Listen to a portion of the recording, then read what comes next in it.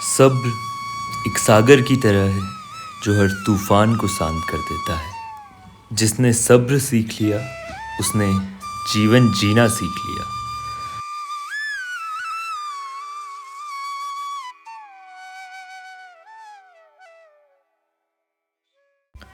आदि कैलाश दर्शन करने के बाद आज हमें जाना था ओम पर्वत की तरफ। तो सुबह सुबह आज जल्दी निकल पड़े हम ओम पर्वत की तरफ। तो चलिए सुबह से शुरुआत करते हैं और निकल चलते हैं। हाँ, अभी 7:30 बजे और हम निकल रहे हैं ओम पर्वत की तरफ।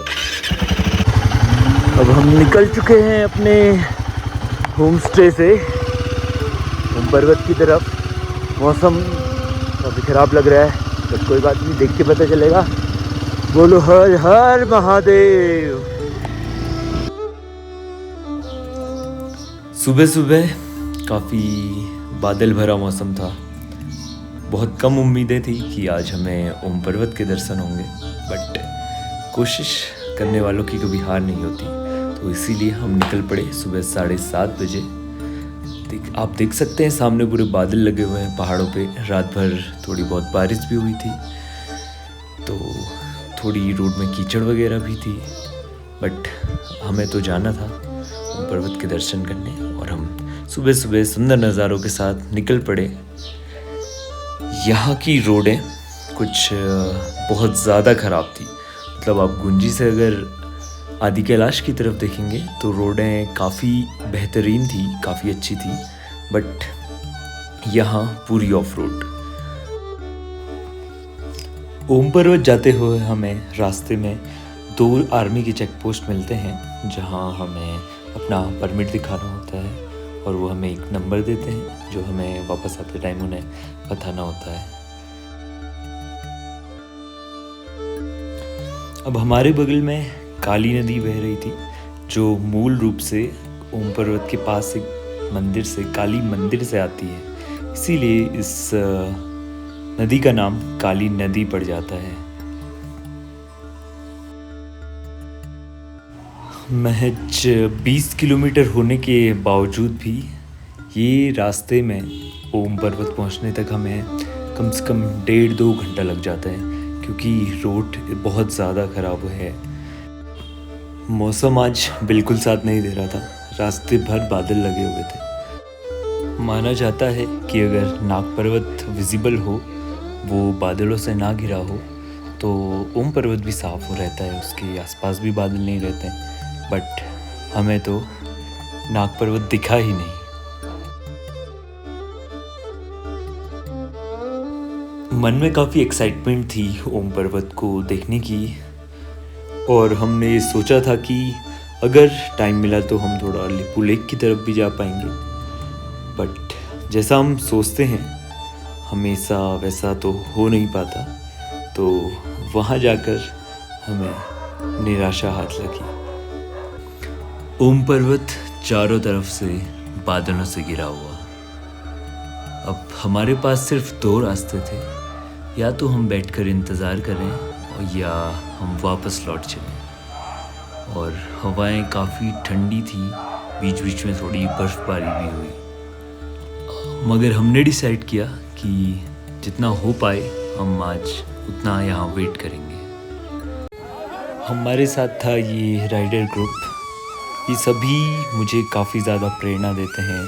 मुझसे 2 गुना उम्र होने के बावजूद भी ये बाइक राइड करते हुए दोनों आदि कैलाश और ओम पर्वत तक आए। इनका जज्बा देखकर मतलब दिल खुश हो गया मेरा तो। और इनके साथ एक एक पल, एक एक्सपीरियंस जो मैंने लिया वो काफ़ी अच्छा था। हमारे पेशेंस के इस टाइम को इन्होंने पूरा एनर्जेटिक बना दिया था। इंतज़ार करते करते हमें 4-4.5 घंटे से ऊपर हो गए थे, बट अभी भी हमने हार नहीं मानी थी। हम सब साथ थे, तो आखिरकार दर्शन हो ही गए। कुछ चंद पल, मगर बेहद अद्भुत पल।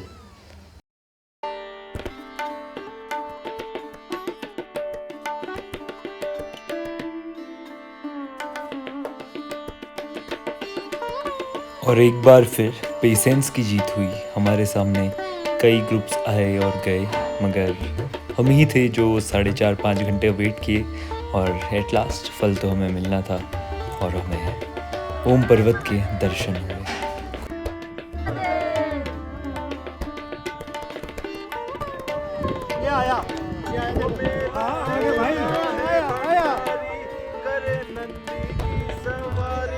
शंभुनाथ रे, शंकरनाथ रे, भोलेनाथ रे।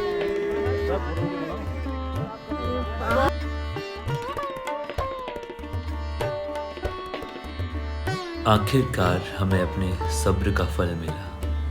कुछ चंद पल दिखने के बाद ओम पर्वत फिर से बादलों में कहीं विलुप्त हो जाते हैं।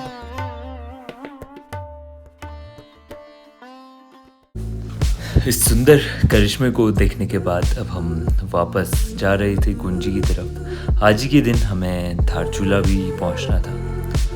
हमें एक बजे के आसपास हम निकले थे ओम पर्वत से और बीच में बारिश होने लगी थी। रोड काफ़ी ज़्यादा ख़राब हो गई थी। मतलब ये पूरा एडवेंचर कुछ ज़्यादा ही रिस्की हो गया था क्योंकि हर तरफ कीचड़ कीचड़ और रोड काफ़ी ख़राब हो गई थी। तो धीरे धीरे हम साथ में सब चलते रहे। अब इस ख़राब रोड के बीच मेरे दिमाग में ये पूरा सफ़र जो अभी तक रहा था वो याद आ रहा था और वापस जाना था। तो ये सुंदर नज़ारे भी दिमाग में चल रहे थे बार बार। तो फिर मैंने सोचा कि थोड़ा गाने गुनगुना के अपने दिमाग को हल्का किया जाए।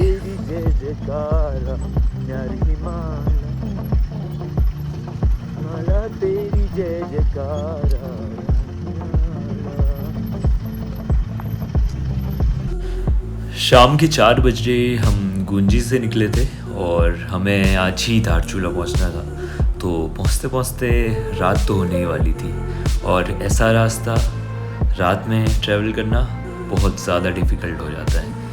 और बट हमारे साथ हमारी गैंग थी तो फिर हम धीरे धीरे पूरे रास्ते को एंजॉय करते हुए निकले।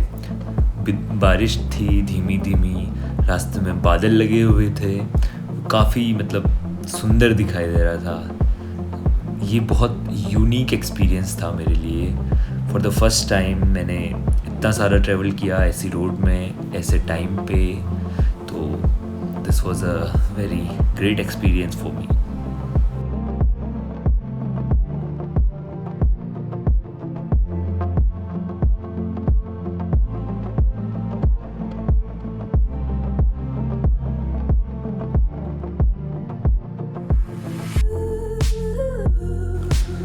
एज ए पहाड़ी बॉर्न मैं काफ़ी ज़्यादा पहाड़ में रहा हूँ और मैं काफ़ी घुमंतू स्वभाव का भी हूँ। तो फिर मैं काफ़ी जगह घूमा भी हूँ।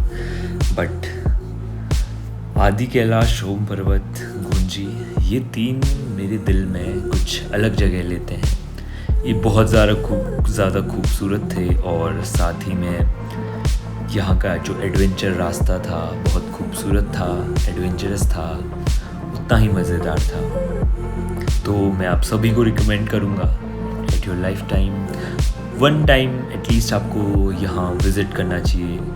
यहाँ के कल्चर को देखना चाहिए, यहाँ के लोगों से मिलना चाहिए। तो आपको बहुत सारी चीज़ें जानने को मिलेंगी इस पूरे रास्ते में, इस पूरे सफ़र में। लोग और कल्चर से ज़्यादा आपको यहाँ महादेव की प्रेजेंस फील होगी। यहाँ का पूरा वातावरण इतना शांत है, मैं तो बिल्कुल खो ही गया था।